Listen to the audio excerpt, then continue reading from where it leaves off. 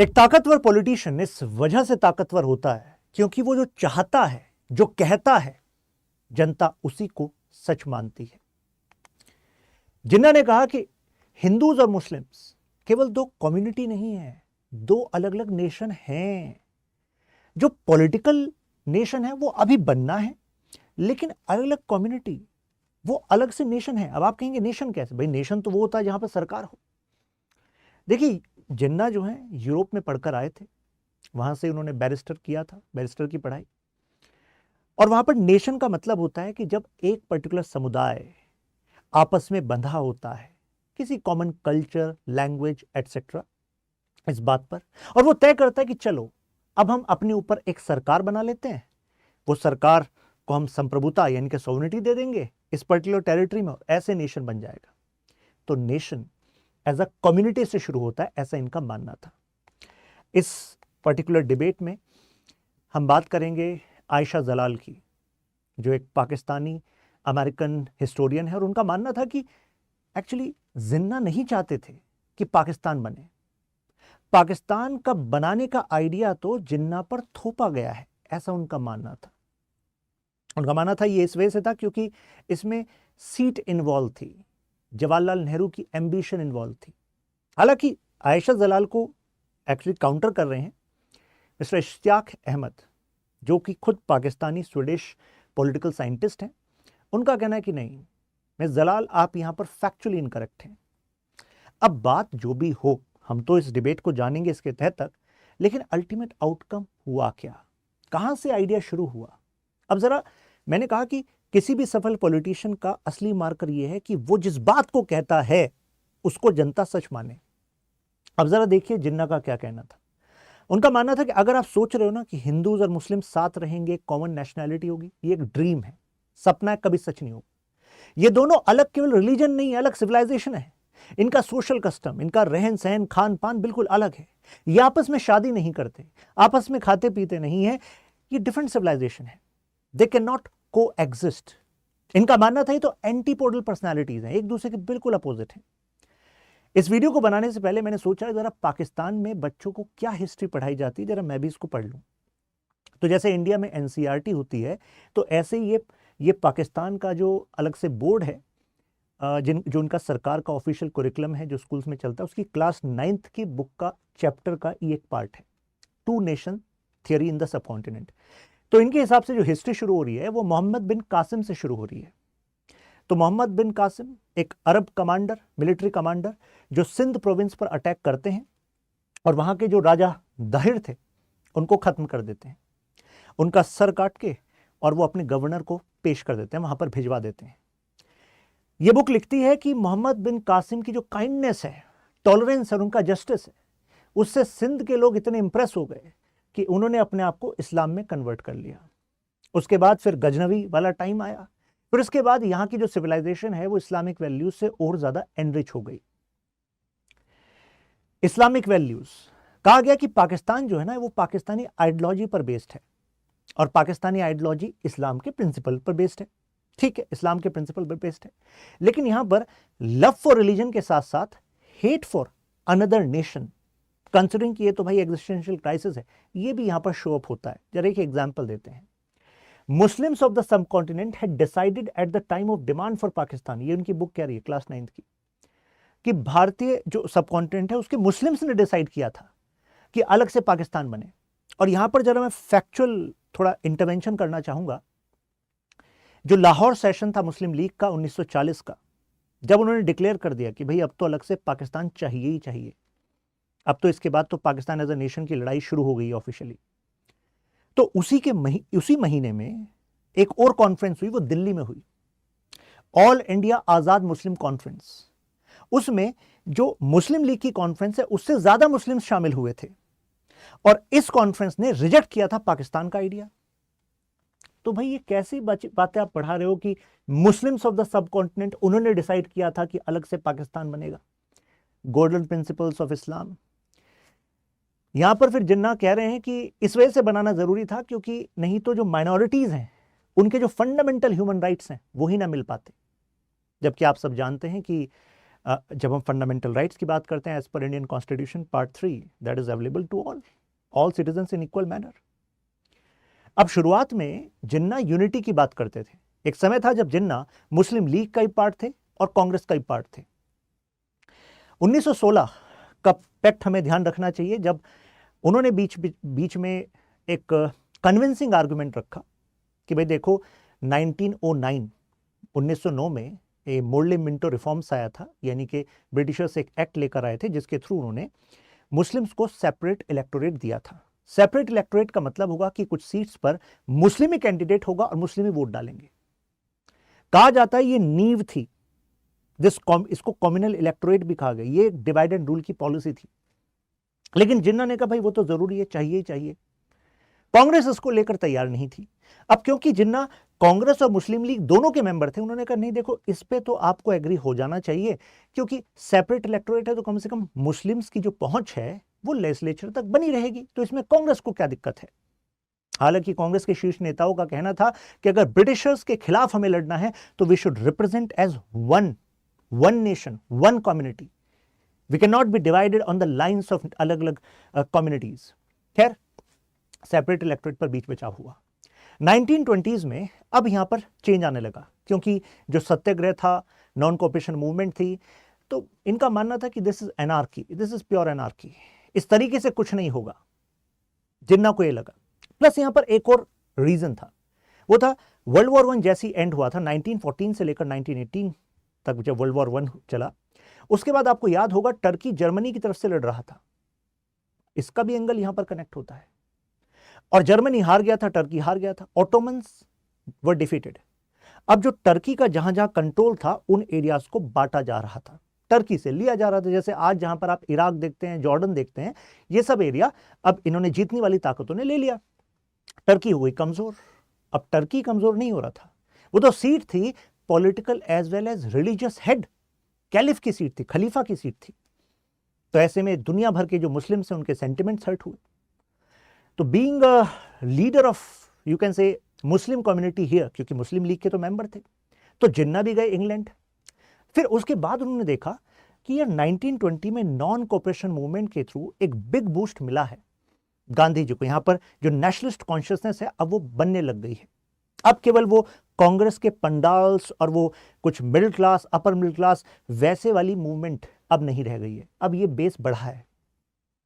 तो अगर मुस्लिम लीग को अपना स्पेस बनाना है तो कुछ बदलाव करने पड़ेंगे। और उसके बाद से हमने देखा कि अब जिन्ना में बदलाव आने लगा था। जैसे 1928 में, इससे पहले जो नेहरू रिपोर्ट थी ना, तो उसके खिलाफ यहां पर कैलकाटा कन्वेंशन में उन्होंने कहा कि भाई मेरी है 3 मांगे। पहली मांग कि जो सेंट्रल लेजिस्लेटिव असेंबली है, यानी कि जो केंद्र लेवल पर लेजिस्लेचर है, उसमें चाहिए 1/3 सीट मुस्लिम्स के लिए। और जो प्रोविंशियल लेजिस्लेचर है, जैसे कि Bengal, Punjab, North West Frontier Province, वहां पर चाहिए मुस्लिम्स के लिए अलग से रिजर्वेशन। और क्योंकि ये जो 3 जगह हैं यहां पर मुस्लिम मेजोरिटी है, तो मुस्लिम्स की ही सरकार बनेगी, ऐसा उनका मानना था। हालांकि ऐसा हुआ नहीं था। सरकार इस बीच वहां पर यूनियनिस्ट पार्टी की बनी, जिसमें कि हिंदू, सिख और मुस्लिम तीनों तरह के लीडर थे, और मुस्लिम लीग नहीं थी, तीनों तरह के लीडर थे। इन्होंने मिलकर सरकार चलाई थी। लेकिन उनका मानना था कि नहीं, प्रोविंसेस को अलग से सुरक्षित पावर मिलनी चाहिए, मोर ऑटोनॉमी टू प्रोविंसेस। तो ये इनकी 3 डिमांड थी। हालांकि जब ये 3 डिमांड पूरी नहीं हो पा रही थी, तो इसके बाद फिर उन्होंने अलग से 14 पॉइंट्स भी अलग से रिलीज किए थे। इसके बाद 1938 में ये सिंध प्रोविंस का जो मुस्लिम लीग था, कॉन्फ्रेंस हुआ, उन्होंने अपना एक रेजोल्यूशन दिया और कहा कि देखो इंडिपेंडेंस कि जब हम बात करते हैं तो यहाँ पर हिंदूज और मुस्लिम्स के लिए हमें सेपरेट स्टेट चाहिए। फिर 1940 में तो ऑफिशियली उन्होंने स्टार्ट कर दिया था प्रोग्राम फॉर पाकिस्तान मूवमेंट।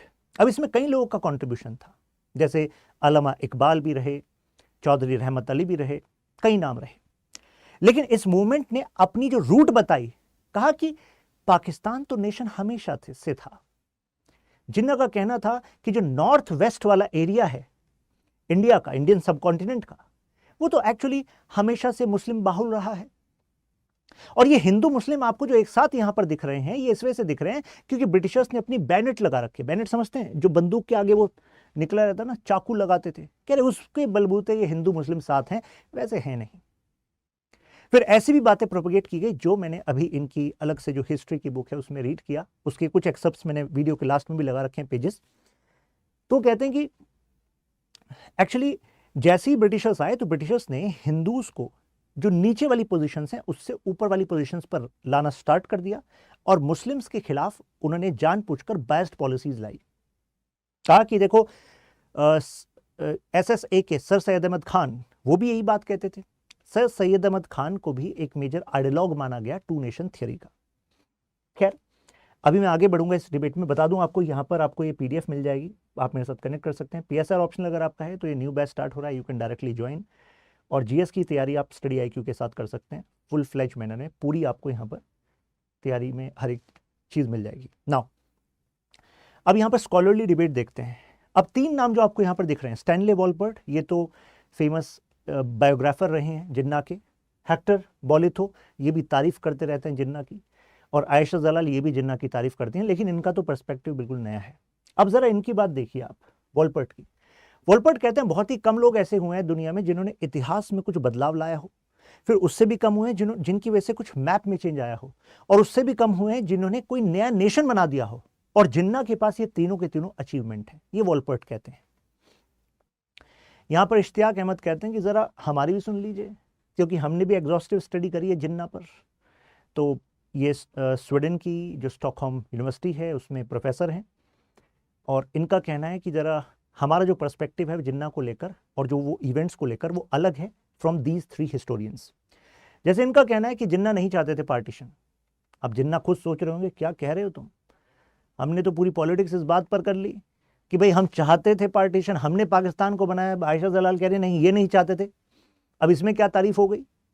तो इस वजह से इंडिया और पाकिस्तान दोनों साइड कई हिस्टोरियंस हैं जो इसको एक मिथ की तरह मानते हैं कि क्या बात कर रही हैं आयशा जलाल। लॉजिक देखिए इन्होंने क्या कहा। इन्होंने कहा कि देखो अगर हम पॉपुलेशन की बात देखें, मुस्लिम मेजोरिटी की बात देखें, तो that was maintained in NWFP Punjab और बंगाल। तो अगर यहाँ पर मुस्लिम बाहुल इलाके थे तो ऐसे में जवाहरलाल नेहरू की जो पॉलिटिक्स का गढ़ था वो यूपी था। तो ऐसे में केंद्र की राजनीति में यूपी का जो स्तर है वो डिक्रीज हो जाता अगर भारत एक संगठित राष्ट्र रहता, एक राष्ट्र रहता। ऐसा आयशा जलाल का कहना है। तो उनका कहना है कि जो मसला है वो सीट का था, ताकत का था। इस वजह से जो एरियाज मुस्लिम बहुल थे अगर उनको डिवाइड किया गया और वो ईस्ट पाकिस्तान जहां बाद में बांग्लादेश बना और इधर वेस्ट पाकिस्तान में चले गए, तो इससे चीजें आसान किसके लिए हुई, वो तो नेहरू के लिए हुई। ऐसा इन्होंने कहा कि जानबूझकर माहौल कुछ ऐसा बनाया गया कि जिन्ना के पास कोई और ऑप्शन नहीं था, बस वो कौम के लिए अलग से एक नेशन की मांग पे फिर लग गए और फाइनली उनको वो नेशन मिल गया। उनका मानना है कि जिन्ना तो शुरुआत में पहले तो वो यूनिटी की बात करते थे और उसके बाद अगर वो मुस्लिम कम्युनिटेरियन बने भी तो वो तो ये वाली बात करते थे कि अगर आप नेगोशिएशन करते हैं तो नेगोशिएशन का रूल है कि आप कुछ बड़ी बात मांगो तो आपको छोटी बात पर कहीं ना कहीं बीच में एग्रीमेंट बन जाता है। तो अगर आप नेशन की मांग करोगे तो within India as a unit आपको कुछ ऑटोनोमस बॉडीज मिल जाएंगी, कुछ ऐसी स्टेट्स मिल जाएंगी जिनकी मुस्लिम बाहुल होंगी और इस वजह से उनका जो स्टेटस होगा वो स्पेशल होगा। ऐसा भी लॉजिक हिस्टोरियंस देते हैं। लेकिन she fails to substantiate her argument with exact empirical data. जरा हम पॉपुलेशन की तो बात कर लें। जैसे कि जो यहां पर इश्तियाक हैं वो कहते हैं कि अगर आप स्पीचेस देखो, लेटर्स देखो, तो उसमें तो ऐसा दिख रहा है कि जिन्ना ही थे जो लगातार पुश कर रहे थे कि नेशन ही चाहिए और उसके अलावा कुछ किसी चीज पर एग्री होने के लिए तैयार नहीं थे। जब वेवेल ने बैठक बुलाई थी शिमला में तो जिन्ना ने तो यह तक कह दिया था कि कांग्रेस आपको नहीं लाना किसी मुस्लिम रिप्रेजेंटेटिव को क्योंकि हम ही है मुस्लिम के रिप्रेजेंटेटिव। तो कांग्रेस ने भी कहा भाई ये क्या बात है, ये क्या जबरदस्ती है कि मतलब हम अपनी तरफ से अगर हमारे पास कुछ अच्छे लीडर्स हैं जैसे मौलाना अबुल कलाम आजाद, हम उनको बैठाना चाहते हो तो आप तय करेंगे कि हमारी तरफ से कोई मुस्लिम नहीं आएगा, क्या भारत में कोई मुस्लिम्स नहीं रहेंगे। तो इस बात पर वहां पर यू कैन से तकरार थी। इस वजह से वो जो फैसला था वो भी शेल्व ही हो गया था। अब जरा पॉपुलेशन का डेटा देखते हैं आयशा जलाल का आर्गुमेंट गलत है कि सही है। पंजाब की पॉपुलेशन अगर हम उस समय की बात करें तो 33.9 मिलियन पॉपुलेशन थी, जिसमें से 41% were Hindus and Sikhs, 41% Hindus and Sikhs. Muslim majority थी लेकिन इतने हिंदूज एंड सिख्स थे। और आयशा जलाल का जो पर्सपेक्टिव है वो किस बात से कनेक्टेड है कि अगर लोकसभा के चुनाव यानी कि सेंट्रल लेजिस्लेचर के चुनाव होते तो उसमें जिन्ना को लेवरेज मिलता और नेहरू को लेवरेज ना मिलता, क्योंकि मुस्लिम वोट यहां पर एक मेजर रोल प्ले करती। लेकिन जरा आप देखिएगा, बंगाल की पॉपुलेशन की बात करें तो 70.5 मिलियन पॉपुलेशन, लेकिन 48% वर हिंदूज। और अगर हम ऑल इंडिया की बात करें, मतलब चलिए यूपी की पहले बात कर लेते हैं, क्योंकि ऑल इंडिया की बात करें तो देखिए यहां पर 24.9% मुस्लिम्स की पॉपुलेशन थी। यूपी की अगर हम पॉपुलेशन की बात करें तो 102 मिलियन पॉपुलेशन, जिसमें से 86% हिंदूज थे। तो ऐसे में इश्तियाक अहमद वो ये कह रहे हैं कि भाई अगर 86% यहां पर हिंदूज हैं, यहां पर 48% हिंदूज हैं, यहां पर 41% हिंदूज एंड सिख्स हैं, तो अगर आप मानकर भी ये लॉजिक चल रहे हो कि भाई जो जवाहरलाल नेहरू हैं, इंडियन नेशनल कांग्रेस है, वो तो एक हिंदू मेजोरिटेरियन पार्टी है, जबकि ऐसा था नहीं। कांग्रेस में भी कई सारे कद्दावर मुस्लिम नेता भी थे। तो अगर आप ये मानकर भी चल रही हो तो भी यहां पर तो इस लॉजिक से भी हम देखें तो जवाहरलाल नेहरू को तो फिर भी लेवरेज मिल रहा है, क्योंकि ओवरऑल अगर 41 के डेटा की बात करें 24.9% ही मुस्लिम पॉपुलेशन थी। तो ऐसे में केंद्र की सीट पर इतना बड़ा प्रभाव जो आप बोल रही हैं वैसा तो है नहीं। तो अनडिवाइडेड इंडिया रहता तो भी नेहरू के चांस थे ही कि वो प्राइम मिनिस्टर बन सकते थे। दूसरा लॉजिक इश्तियाक अहमद कहते हैं कि इस समय की हिस्ट्री को पढ़ा जाए तो नेहरू ने डायरेक्ट पावर कभी इंदिरा गांधी को दी ही नहीं। उनके बाद इंटरिम जो मतलब प्राइम मिनिस्टर बने थे वो तो गुलजारी लाल नंदा बने थे, और उसके बाद आपको पता है लाल बहादुर शास्त्री जी के पास पावर आई थी। इश्तियाक अहमद यहां पर कह रहे हैं कि देखो जो इंदिरा गांधी का राइज है उसके पीछे तो खुद कांग्रेस के कुछ पुराने नेता थे, जैसे कि आपके मिस्टर कामराज। तो यानी कि अगर आप कह रही हैं कि नेहरू डायनेस्टी को बचाने के लिए ऐसा हुआ था, तो वो लॉजिक यहां पर डिफीट हो जाता है, क्योंकि things were not easy for Indira Gandhi. कितने सारे उस समय के कांग्रेस के बड़े नेता थे जो इंदिरा के बिल्कुल खिलाफ थे। खैर, हमें तो फोकस इस वीडियो में जिन्ना पर करना है, तो जरा जिन्ना को देखते हैं 4 फेजेस में। पहला फेज था जिन्ना का एज इंडियन नेशनलिस्ट। सेकंड, मुस्लिम कम्युनिटेरियन। कम्युनिटेरियन का मतलब है कि वो अब अपने आप को क्लियरली स्टैब्लिश कर देते हैं कि मैं मुस्लिम कम्युनिटी का लीडर हूं। यहां पर वो हिंदू मुस्लिम यूनिटी की बात कर रहे थे, वो सबका लीडर बनने की कोशिश कर रहे थे। और यहां पर अब उन्होंने कहा केवल कम्युनिटी का लीडर नहीं है, अब एजेंडा क्या है कि अलग से नेशन बनाना है। और फिर फाइनली जो है फाउंडर बन गए पाकिस्तान के। तो पहले उनका जो पर्सपेक्टिव था फर्स्ट फेज में, वो कह रहे थे कि रिलीजन का कोई रोल पॉलिटिक्स में होना नहीं चाहिए। जैसे कुछ हिस्टोरियंस का कहना है कि जब खिलाफत मूवमेंट को लेकर आईएनसी ने सोचा कि हम ऑफिशियली इसका पार्ट बनेंगे, तो जिन्ना का कहना था कि इंडियन नेशनल कांग्रेस एक अलग प्लेटफॉर्म है, उसको रिलीजियस सेंटिमेंट को नहीं भुनाना चाहिए। जबकि गांधी जी का पर्सपेक्टिव था कि नहीं, अगर मुस्लिम ब्रदर्स का इमोशन है इससे कनेक्टेड, और ऐसे में आईएनसी इस पर एक ऑफिशियल स्टैंड लेगी, तो ऐसे में हिंदू मुस्लिम यूनिटी जो है वो ज्यादा स्ट्रांग होगी। ये गांधी जी का पर्सपेक्टिव था। तो यहां पर तो इनका पर्सपेक्टिव कह रहा है कि भाई कोई रोल नहीं होना चाहिए, राइट। और एक ऐसी गवर्नमेंट बनानी है जो कॉन्स्टिट्यूशनलिज्म के प्रिंसिपल पर बेस्ड होगी, यानी कि जो लिमिटेड रहेगी कुछ कॉन्स्टिट्यूशनल प्रिंसिपल से। उनका तो यह भी कहना था कि भाई मास मोबिलाइजेशन बेस्ड पॉलिटिक्स होनी नहीं चाहिए, क्योंकि मासेस में इग्नोरेंस होती है, और इग्नोरेंस वाले मासेस अगर साथ जुड़ जाएं तो डेमोक्रेसी नहीं, फिर तो मोबोक्रेसी होती है, भीड़ तंत्र होता है, वहां तो एक्सप्लॉयटेशन होता है। तो ये इनका पर्सपेक्टिव था। लेकिन यही जिन्ना बाद में जाकर डायरेक्ट एक्शन डे डिक्लेयर करवा देते हैं, जिसमें 72 घंटे में 4000 से ज्यादा लोग कैलकाटा वाले एरिया में मारे जाते हैं। 1 लाख से ज्यादा लोगों को कैलकाटा वाले एरिया से अपना घर छोड़कर जाना पड़ता है। फिर यही जिन्ना मास मोबिलाइजेशन की पॉलिटिक्स कर रहे हैं, लेकिन शुरुआत में मना कर रहे हैं।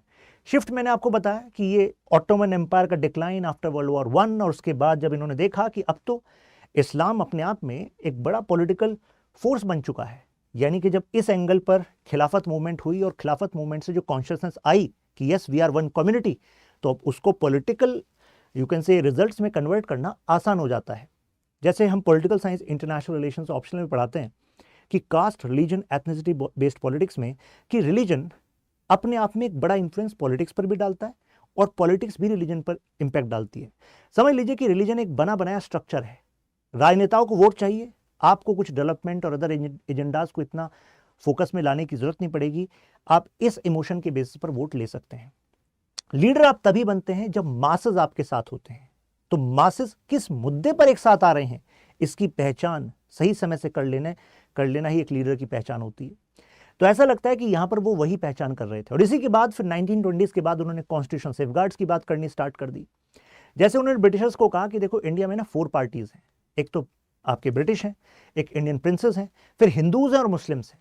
और मुस्लिम्स का जो लीडर है वो केवल कौन है? मुस्लिम लीग, ऐसा इनका कहना था। लेकिन इसके भी अगर हम तथ्य पर जाएं तो ये भी फैक्चुअली इनकरेक्ट है। कारण जिस समय ये बातें कर रहे हैं उस समय अगर हम इन वाले क्षेत्रों की बात करें जिनमें बंगाल है, पंजाब है, सिंध है, NWFP, तो इसमें मुस्लिम लीग की तो कोई हैसियत थी नहीं उस समय। वहां के लोग जो है रीजनल पॉलिटिकल पार्टीज को वोट देते थे। तो किस बिना पर वो ऐसा क्लेम कर रहे थे? तो ये शो करता है कि जिन्ना की प्योर एम्बिशंस थी, और वो कंसिस्टेंट एम्बिशंस किस तरीके से मुस्लिम लीग को इतनी बड़ी पावर बना देंगी कि वो अलग से नेशन फोर्ज कर पाएगा, वो इस समय पर तो किसी ने सोचा भी नहीं था। खैर, अब उनकी इनसिक्योरिटी इस बात से भी बढ़ गई थी कि कांग्रेस ने मुस्लिम का मास कॉन्टैक्ट प्रोग्राम स्टार्ट कर दिया था। तो ऐसे में अब उनको हार्डलाइन की तरफ जाना था, नहीं तो भाई मुस्लिम्स को इंप्रेस कांग्रेस ही कर लेगी।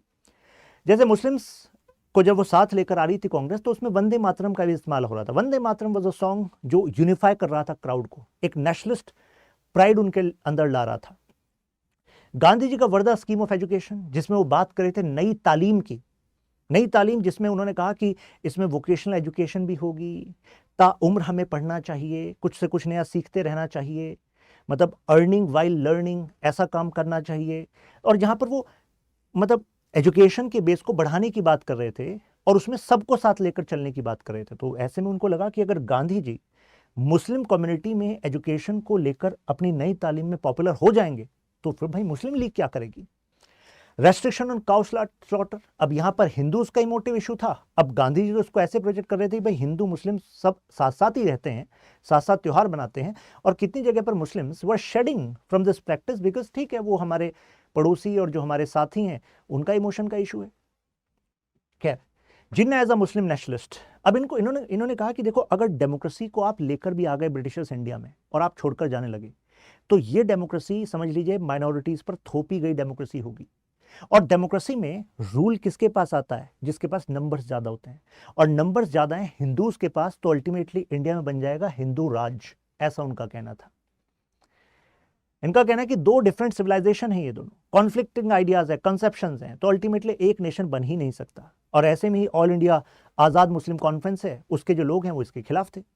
अब दोनों जो ग्रुप्स हैं इसमें जरा डिफरेंस बता दूं आपको। मुस्लिम लीग में इस समय पर प्राइमरली एलीट थे, लैंडलॉर्ड थे, बैरिस्टर्स थे। तो यानी कि मुस्लिम वर्ग के जो मजबूत लोग हैं वो मुस्लिम लीग के पार्ट थे। लेकिन अगर हम मासेस की बात करें मुस्लिम्स के, जिसमें कि वर्कर्स हैं, पीजेंट्स हैं, तो they were supporting this All India Azad Muslim Conference, जो कि पाकिस्तान अलग से बनाने के खिलाफ थी, पार्टीशन के खिलाफ थी। और अगर जिन्ना अपने इस आइडिया को इतना स्ट्रांगली रख रहे हैं तो जिन्ना से यह भी सवाल हो सकता था कि भाई आप कह रहे हैं कि मुस्लिम्स तो एक नेशन, एक कौम है, उनका तो अलग से नेशन बनेगा, तो ऐसा फिर मिडिल ईस्ट में क्यों नहीं है? आप अरब कंट्रीज में देखिए, why we have so many Arab countries. अगर ऐसा ही है कि मुस्लिम एक कम्युनिटी है, जैसे कि अल्लामा इकबाल वर्ड यूज कर रहे थे मुस्लिम उम्मा, और ये जो भावना है मुस्लिम उम्मा का जो आइडिया है, ये कहता है all Muslims across the world are one community and we are not divided by national boundaries. और ये एक फैक्ट है। जैसे कि इसमें फिर इस्लाम के प्रिंसिपल्स का भी इस्तेमाल किया जाता है, that you should back the other Muslim brothers, that is your goal, मतलब that is how you need to live. और इसी वजह से आप देखते हैं अगर पैलेस्टाइन में कोई इशू होता है तो दुनिया भर में जो मुस्लिम पॉपुलेशन है वो आहत होती है, मुस्लिम उम्मा की भावना है। लेकिन फिर भी हम देखते हैं प्रैक्टिकल एप्लीकेशन में सब Muslim nations are fighting against other Muslim nations. वहां पर फिर कहां गया एक कॉन्सेप्ट? तो आप राइवलरी देख लीजिए, मिडिल ईस्ट की जो पूरी पॉलिटिक्स मैंने आपको समझाई है, इससे दूसरी वीडियोज में जिसमें जियो पॉलिटिक्स और मिडिल ईस्ट समझाई, वहां पर तो डिवीजन ही डिवीजन है। तो वहां पर भी हम देखते हैं कि इनका जो आइडिया है फ्लॉड हो जाता है। प्लस देखिए, अगर हम पंजाब के अपर कास्ट, क्योंकि यहां पर इंडिया में मुस्लिम और हिंदू दोनों में कास्टिज्म है, तो अगर पंजाब रीजन के अपर कास्ट मुस्लिम को देखें तो उसकी ज्यादा कैरेक्टरिस्टिक्स, रहन सहन, खान पान सिमिलर है with the upper caste Punjabi Hindu than a lower caste Muslim. तो यहां पर फिर जो मुस्लिम है उसमें गैप ज्यादा है देन हिंदू और Muslim. Plus India is a land of linguistic diversity, different ethnicity. जैसे कि अगर कोई बंगाल का मुस्लिम है और से पंजाब रीजन का मुस्लिम है तो उसमें डिफरेंस बहुत ज्यादा होगा in comparison to a Bengali Muslim and a Bengali Hindu. उनका खान पान रहन सहन ज्यादा सिमिलर होगा। तो यानी कि जिन्ना का जो आइडिया है नेशन का, ये केवल रिलीजन पर फोकस कर रहा है, रिलीजन को एक मोनोलिथिक एंटिटी मान रहा है, जबकि वो आइडिया फ्लॉड है। कारण क्योंकि लैंग्वेज के बेसिस पे डाइवर्सिटी है, एथनिसिटी के बेसिस पे डाइवर्सिटी है। तो ऐसा लगता है कि जो एलीट सेक्शन था जिसने पाकिस्तान को क्रिएट किया फॉर देयर ओन नीड, क्योंकि अब वो बॉसेस बन जाएंगे एक नए देश के, और उसके बाद रिसोर्सेस का जो बंदरबाट स्टार्ट होगा, उसके बाद जो प्रोमिसेस थे कि पाकिस्तान एक सक्सेसफुल डेमोक्रेसी बनेगी, वहां पर इक्वालिटी जस्टिस ये आएगा, ये प्रिंसिपल्स भी पाकिस्तान की 9th क्लास की बुक में लिखे हुए हैं कि भाई ये हमारे गोल हैं। बट वो कहां रह गए गोल? हम आज तक देखते हैं कि पाकिस्तान का जो पॉलिटिकल एलीट है, it is actually coming from the Pakistani feudal lords. Punjab और सिंध के जो रिच फ्यूडल लॉर्ड्स हैं, उन्हीं में से आप ज्यादातर लोगों को पॉलिटिशियन बनते हुए देखेंगे, उन्हीं में ज्यादातर लोग आपको जनरल्स बने हुए देखेंगे, और फिर उन्हीं की पाकिस्तान की जो वेल्थ है उसी को लेकर उन्होंने दुबई लंदन जगह जगह उन्होंने इन्वेस्ट किया हुआ है। तो अल्टीमेटली जो प्रॉमिस था इक्वालिटी का, वो तो एक स्मोक की तरह था। अब इसी टाइम पर अल्लाह बख्श सुमरू, ये उसी मतलब जो ऑल इंडिया आज़ाद मुस्लिम कॉन्फ्रेंस है उसका पार्ट थे, इन्होंने फिरोशियसली इन्होंने सिंध में कॉन्फ्रेंस करके उसके खिलाफ बोला कि भाई पाकिस्तान तो क्रिएट होना ही नहीं चाहिए, हिंदू और मुस्लिम इनको ये साथ साथ रहें इन रीजन्स में, तो इनको साथ साथ ही रहना चाहिए। ये जो डिवीजन है ये पॉलिटिशियंस का है। कितनी सारी ऐसी बातें हैं इनसिक्योरिटी की जो आम जनता ग्राउंड पर उसको तो पता ही नहीं था, ये तो पॉलिटिशियन बता रहे थे। जैसे कि मैं एक वाक्य देता हूं, बहुत ही फेमस जर्नलिस्ट हुए मिस्टर कुलदीप नैयर, तो उनकी मेमोयर में ये वाक्य है। वो कहते हैं कि जब पार्टीशन हुआ तो एक लखनऊ की बात है, तो लखनऊ में मोहल्ले जिसमें कि हिंदू मुस्लिम साथ साथ रहते हैं, तो एक मुस्लिम जो हैं वो उसी जो कॉर्नर होता है जहाँ पर चाय बनती है, तो टपरी वहीं पर बैठे थे रोज की तरह, ऐसे हिंदूज बैठते थे, रोज उनकी शाम को बातचीत होती थी, साथ ही उनका मतलब साथ ही पले बढ़े थे, साथ ही खेलना था। जब पता लगा कि अरे ये तो पार्टीशन हो रहा है, तो उन्होंने सुना कि ये कहा जा रहा है कि मुस्लिम्स और हिंदूज चुन सकते हैं, मतलब मुस्लिम्स चुन सकते हैं कि वो पाकिस्तान का भाग बनेंगे या फिर भारत का। अब पास में कोई मुस्लिम लीग का मेंबर होगा, अब वो वहाँ से जाते हुए कोई जो पाकिस्तान का झंडा है वो जो मुस्लिम वहाँ पर बैठे थे तो उनको दे गया। तो वो जो मुस्लिम थे वो अपने घर पर गए और उन्हें झंडा लगा लिया छत पर। फिर जब नीचे आए तो सब लोगों ने पूछा भाई ये क्या किया आपने?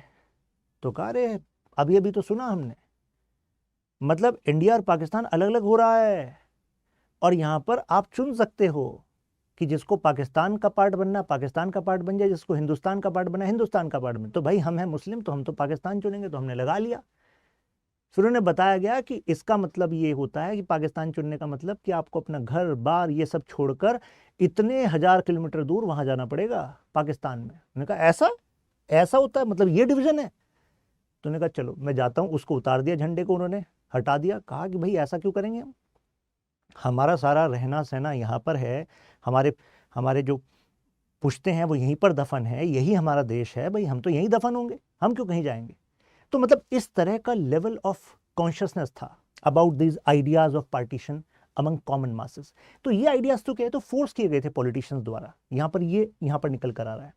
और जो अल्लाह बख्श समरू जो उन्होंने इसकी खिलाफ बोला पार्टीशन के, कुछ ही समय बाद इनका एसेसिनेशन हो गया। कहा जाता है मुस्लिम लीग ने इनका एसेसिनेशन कराया था। खान अब्दुल गफ्फार खान के बारे में आपने सुना होगा, जिनको फ्रंटियर गांधी के नाम से भी जाना जाता था।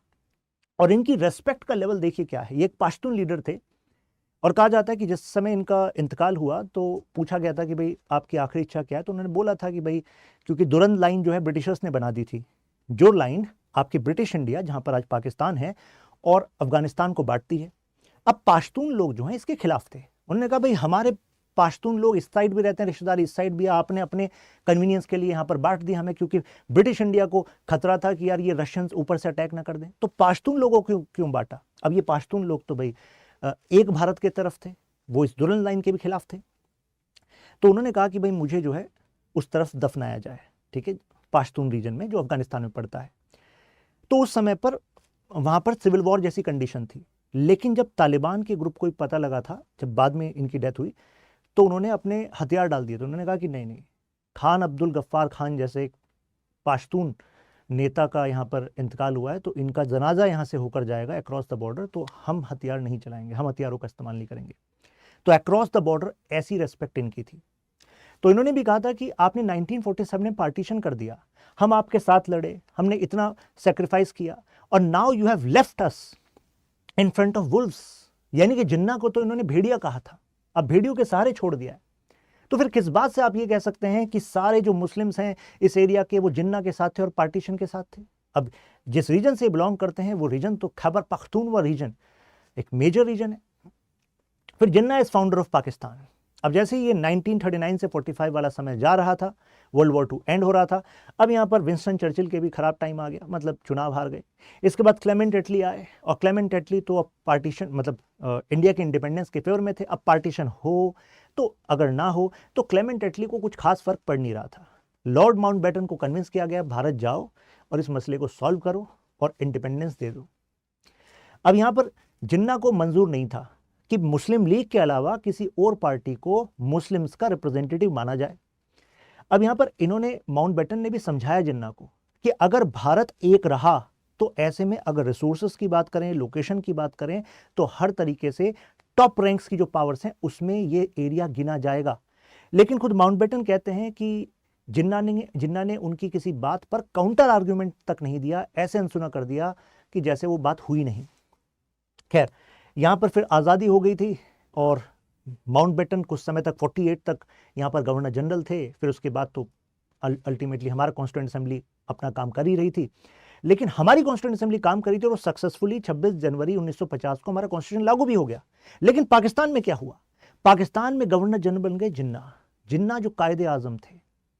तो जिन्ना के पास इतनी बड़ी पावर आ गई कि जिन्ना ने जो डेमोक्रेटिक प्रिंसिपल्स का आइडिया होता है, जिसमें डिबेट होता है, अदर लीडरशिप को डेवलप करना होता है, उन सब में जिन्ना रहे फेल।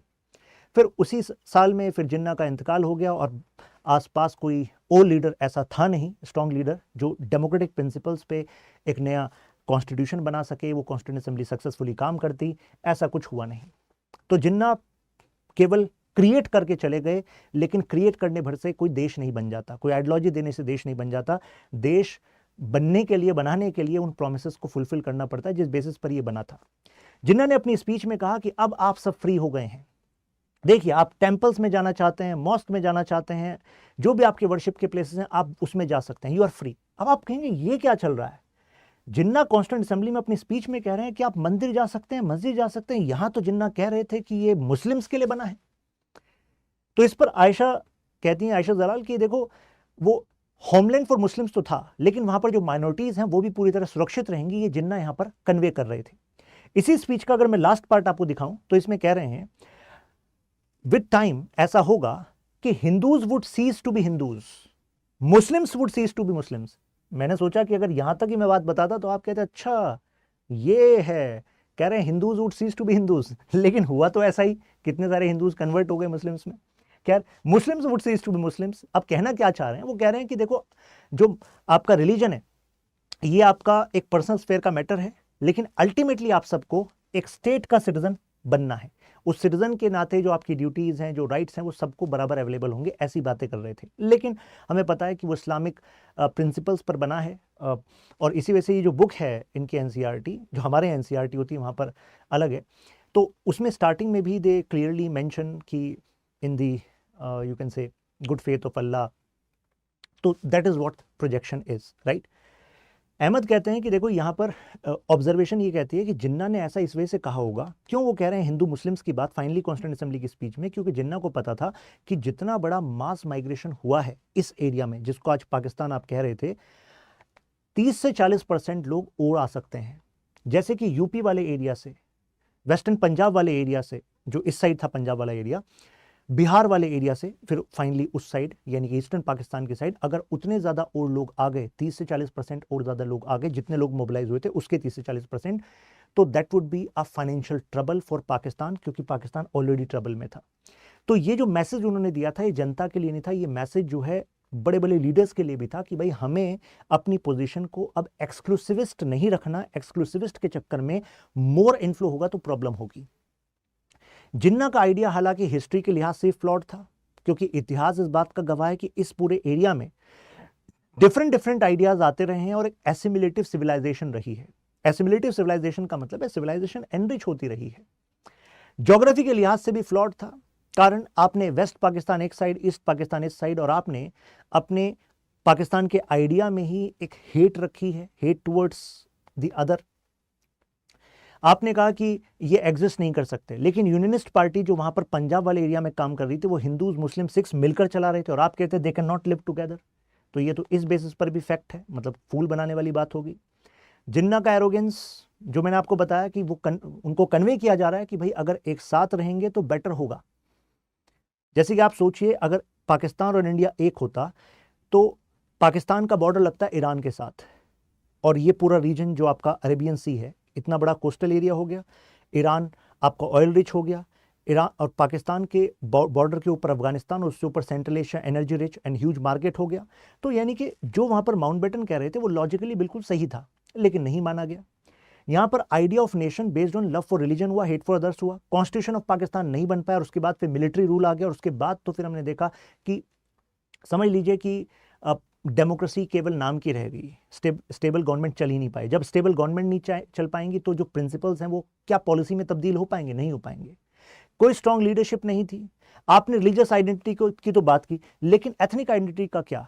जैसे बंगाल की बात करें तो बंगाल के जो मुस्लिम्स थे, ईस्टर्न पाकिस्तान की हम बात कर रहे हैं, तो वहां पर उनका कहना था हम एथनो नेशनलिस्ट आइडिया में बिलीव करते हैं, जो कि हमें 1971 में देखने को मिला। कहने का मतलब है कि Bengal as an identity, Bengali as an identity उनको ज्यादा प्रिय थी देन द आइडेंटिटी कि वो मुस्लिम धर्म को फॉलो करते हैं। और इसी वजह से हम देखते हैं कि पंजाब सिंध के जो पॉलिटिशियंस थे, they were having total disregard to the aspirations of the Bengali Muslims of the East Pakistan. और उसका फिर फल क्या हुआ हम सबको पता है।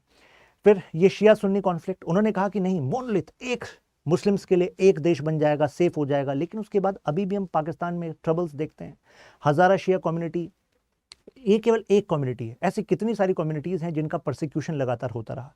और डायरेक्ट एक्शन डे जो 1946 का था, जिसमें अभी मैंने आपको कलकत्ता का एग्जाम्पल दिया, जिसमें 4000 लोग 72 घंटे में खत्म हो गए। उसके बाद 1 लाख से ज़्यादा लोगों को अपना घर छोड़ना पड़ा, जिसकी वजह से हिंदू मुस्लिम के बीच में इतना बड़ा कम्युनल डिवाइड शो अप हो गया 1946 में, कि ऐसे में ईस्टर्न जो मतलब एरिया है बंगाल का, उसको पाकिस्तान बनाना पड़ा, क्योंकि वो आइडियोलॉजिकली इतना डिवाइड हो गया। इतना बड़ा आघात था ये डायरेक्ट एक्शन डे। अब जरा इनकी बुक में देखिए क्या लिखा है। कह रहे हैं कायदे आजम यानी कि जिन्ना जी wanted to free Muslims from both of them. The numerical superiority of Hindus and the immense power of British government could not prevent Muslims from taking Pakistan because Muslims were associated with Islam. तो मतलब ये line देख रहे हैं आप, मतलब आप अगर इंडिया की किसी भी एनसीईआरटी बुक की बात करेंगे तो पहली बात तो वहां पर काउंटर का एक बड़ा स्कोप हमें दिखता है।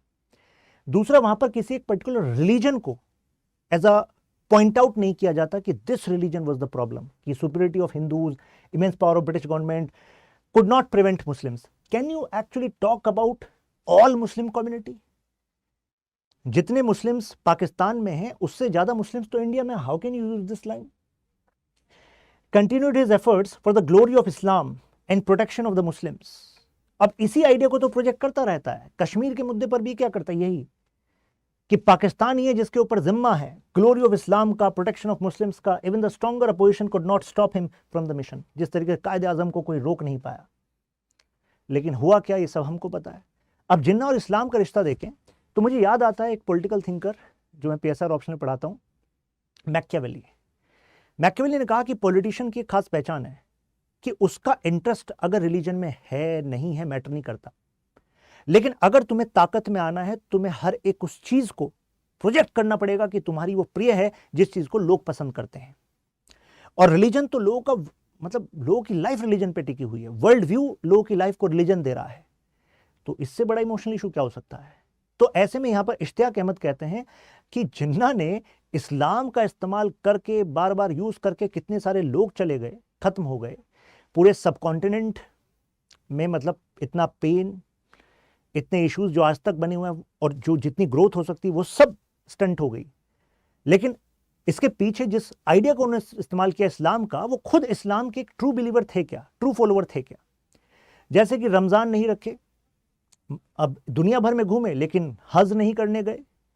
और जब ये फाइनली फैसला हो गया था कि पाकिस्तान बन रहा है, तो कहा जा रहा है कि रमज़ान का महीने का आखिरी हफ्ता था। अब उस समय पर भी वो शराब पी रहे थे, तो यानी कि ये खुद कहाँ इस्लाम के प्रिंसिपल्स का इस्तेमाल कर रहे थे। तो ये तो बात है कि religion being used as a tool. और इसके अलावा जो मैंने आपको बताया कि आज तक जो ट्रेवेस्टी है of the political ambitions of Jinnah has been you can say पूरे इंडियन सब कॉन्टिनेंट ने देखी है। जिन्ना डिटरमाइंड कि भाई हम ही सोल स्पोक्स पर्सन बनेंगे, और इसी एम्बिशन के चलते फिर हमने देखा क्या शुरू हुआ। Discuss the various factors leading to partition of Indian subcontinent. Do you think it was a strategic mistake of or inevitable truth? अच्छा क्वेश्चन है। क्या आपको लगता है कि ये एक स्ट्रेटेजिक मिस्टेक थी या इनएविटेबल ट्रूथ है, मतलब ऐसा होना ही था? मान लीजिए एक क्वेश्चन बन जाए, तो काफ़ी सारा कंटेंट आपको इस पीडीएफ में मिल जाएगा, इस वीडियो डिस्कशन में मिल गया है। मैं इस पीडीएफ को यहाँ पर शेयर कर रहा हूँ शशांक त्यागी फॉर यू टेलीग्राम ग्रुप पर, वहाँ पर आप इसको देख सकते हैं। चलिए फिर मिलते हैं, ख्याल रखिए अपना, जय हिंद। आपकी जो ओपिनियन है आप शेयर कर सकते हैं कमेंट्स में।